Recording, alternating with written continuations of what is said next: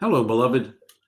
It's me, James, and I have some thoughts to share with you today.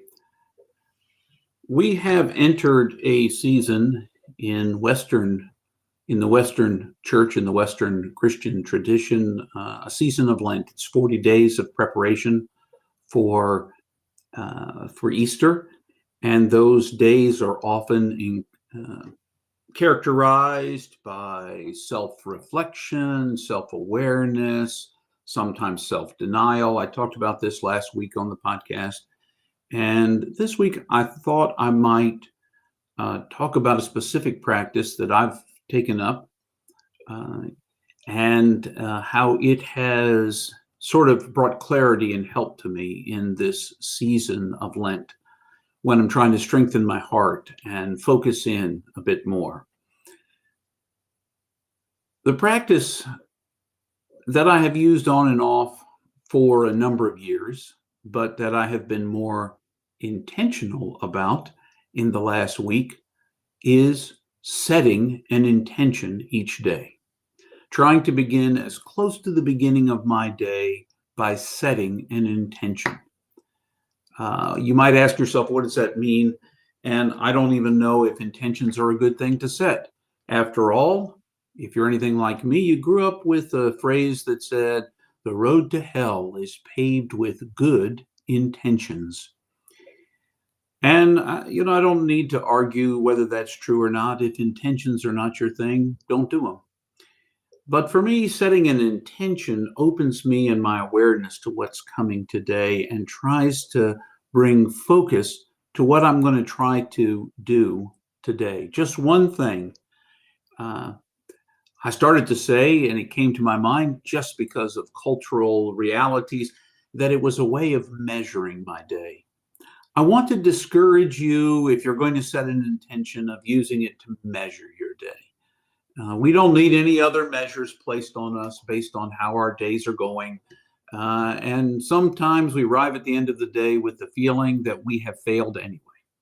So we don't need one more thing that we can potentially fail at. However, we do need to set up perhaps some ways to kind of bring focus to a day.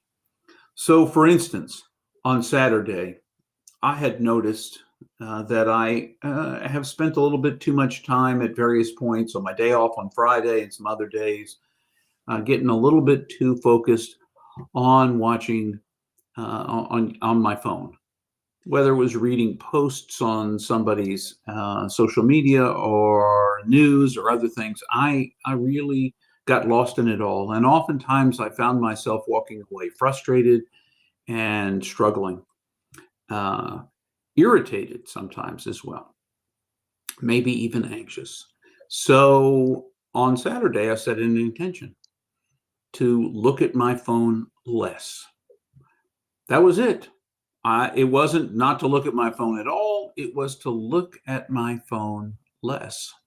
And so on Saturday, as it turns out, by the end of the day, I had not even realized I had looked at my phone so little. I had not even realized that Saturday here, particularly in the United States, was the beginning of the time change when we set our clocks forward here in many parts of the United States.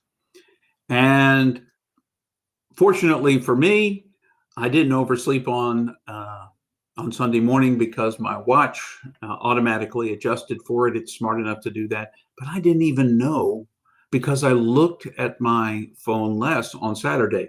Now, am I going to walk around and celebrate how great I was because I didn't look at my phone on Saturday and maybe other people did? No, no. But for me, I found that how much I got caught up picking up the phone almost as a reaction to being alive. If I got bored for a minute, reach for the phone. If I found a free moment, reach for the phone. If I was taking a walk and it wasn't enough to be enjoying nature and the cold wind in my face, it was chilly on Friday, I was picking up the phone. What would it have looked like? So on Saturday, I set an intention to leave the phone and to not pick it up as often. And by the end of the day, I found that I hadn't. And you know what? I was okay with not having done that. Setting an intention allowed me to be freed from something that I saw as constricting my life. Now, looking at your phone may not be something that constricts your life. It may be watching the news. It may be uh, something else altogether that I'm not aware of, because for every one of us, there are different things that seem to block our path. So my suggestion to you would be to find that thing that today seems like has been in your recent memory something that has blocked your full enjoyment of the day, your distraction from being alive in the moment. And setting an intention for that day allows you to kind of just remember at the beginning of the day, as near to the beginning as possible. Now, if you're watching this, uh, if you're watching this on the stream, this is noon Eastern time on a Tuesday. If you're listening to this on the podcast, because Tuesday's daytime stream is Tuesday afternoon's 3 o'clock podcast. If you're doing it at 3 o'clock in the afternoon, you might think, "Oh my gosh, the day has already passed me by." That it's never too late in the day to set an intention and to try to get a sense of what you'd like to see happen in this given day. So setting an intention can be a way of just kind of setting yourself up to see your day through a new set of eyes. And for me, on Saturday, it was not so much getting involved in my phone. Last week on Thursday, it was not taking myself so seriously. I have that propensity. And so I probably am going to come back to both of those intentions again, because I found them rewarding. Sometimes I take myself way too seriously. Sometimes I spend too much time on my phone as a distraction, as a way of keeping me out of anything that feels out of my control in the moment. It's a way of avoiding the moment sometimes. And I found both of those helpful for me. It's probably something else completely different for you, but it's worth giving it a try. During this season of 40 days of preparation for Easter, the Lenten season, if you will, it's a perfect time to try something out. 40 days is plenty of time to kind of prepare your heart and set yourself up. But wait, James, we're already 7 days into the Lenten season. Isn't it too late? Is it too late? Is it ever too late? If there's something worth practicing and you've missed a week of practicing it, that doesn't make it any less good of a practice to start now. And you can kind of change your perspective. Another side effect of intention, just to throw it out there for you too, is when I set an intention during the day. What's interesting is the way that my mind works. Because I've set that intention, when I do reach for that which my intention has made me mindful of, when I reach for that phone, or when I start to take myself too seriously, or whatever it may be, a little, not so much an alarm, but an awareness arises in my mind and says, I was going to do that phone thing less. I was going to do that taking myself too seriously thing less. Does it mean that sometimes I mindlessly pick something up and still do that which is the opposite of my intention? Absolutely.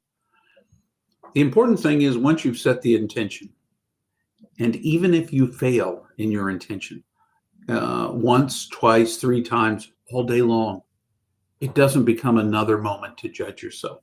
You come to the end of the day, you take a look at it. If the intention helped you, that's great. If you think that the intention, you're more aware of it because of the times that you tripped up during the day and caught yourself, then tomorrow you could set the same intention again. There's nothing to stop you, nothing to stop you. But an intention just brings to mind that which you want to work on today, that which you're hoping to try. It can be something that you leave aside. It can be something that you take up. I'm going to be intentionally kind to everyone I meet today. Whatever that means to you, whatever it means to be kind, no matter what the other person says to me, kindness. Am I going to fail? Possibly. Is it still worth doing? Absolutely.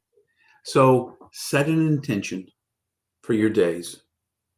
It's worth giving it a try. Maybe it'll be helpful to you. If after you've tried it for a little while, it doesn't work for you and you find that instead it's just another opportunity to beat yourself up, let it go.